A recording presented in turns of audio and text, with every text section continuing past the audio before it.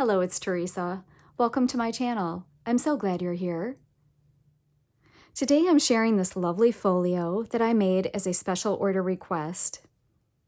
The customer requested a folio with the bride's colors, which are pink and gray, that could be used to house photos from the bachelorette party, as well as the bridal shower, and even a few for some wedding photos.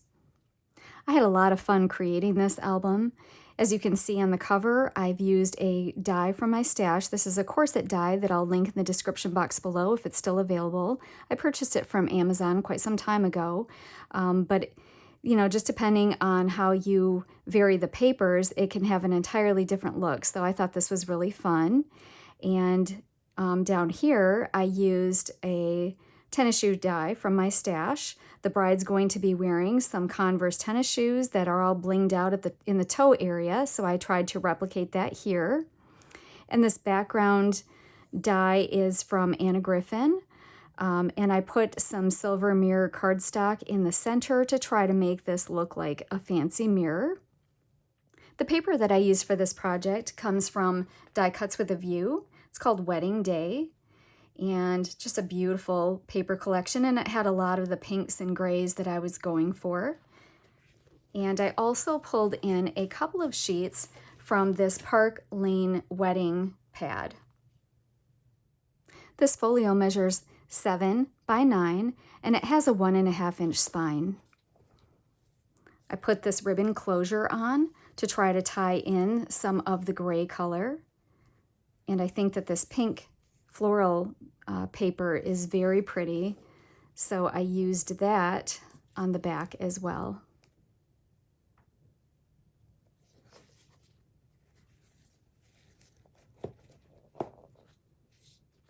Let's check out the inside.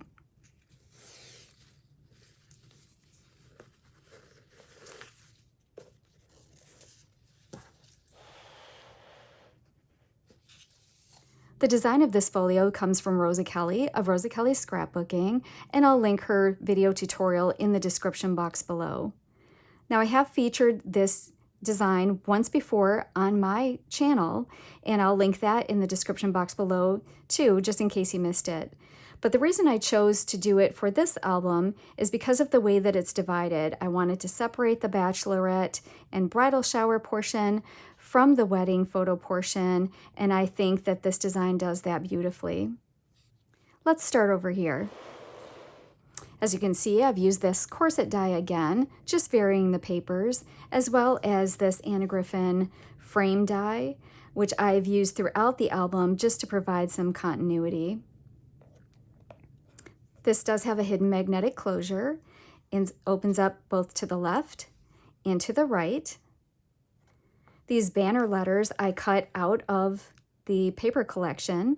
I really loved the way that they were featured on the paper. The format was just too large for me to use in this album, so I just fussy cut them and glued the very tops of them so they're left open underneath so you can slide a photo. And I took my silver gel pen and just drew little lines to give the illusion that they're held together by a string. In the center portion, we have another one of the frame die cuts. And I used my We Are Memory Keepers scalloped punch to punch these corners just to make them a little bit fancy. And this flips up. Put a photo right here.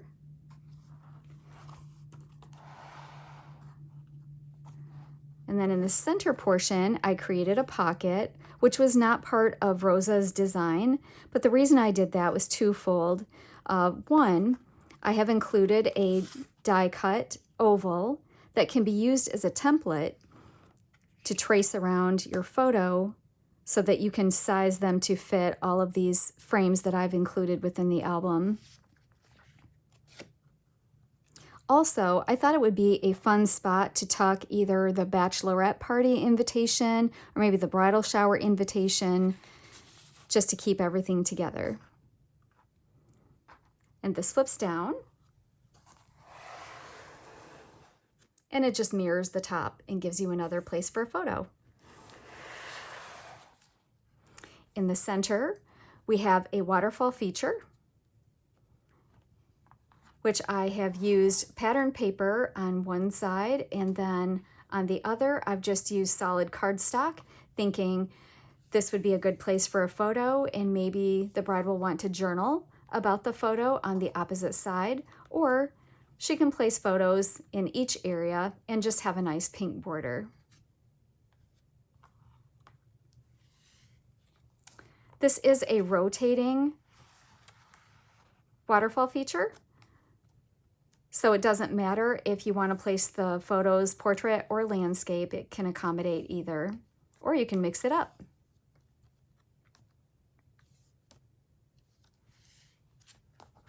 This slides back into place and secures with a magnet, and then it opens up like this.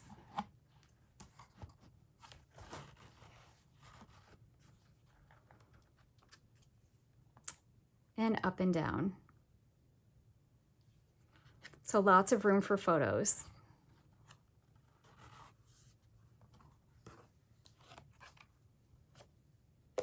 Now on the wedding side of this album, I've also used this frame die from Anna Griffin. I've just tried to vary the papers that I use just to give it some interest, not make it look the same throughout the album, but have the same design continuity.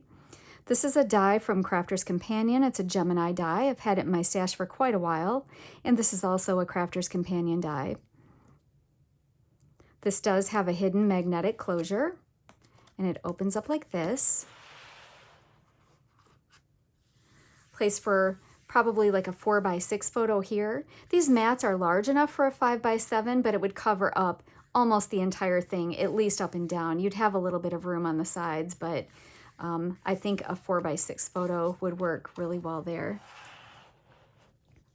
Room for a photo here, and then this flips down as well, kind of mirroring the top.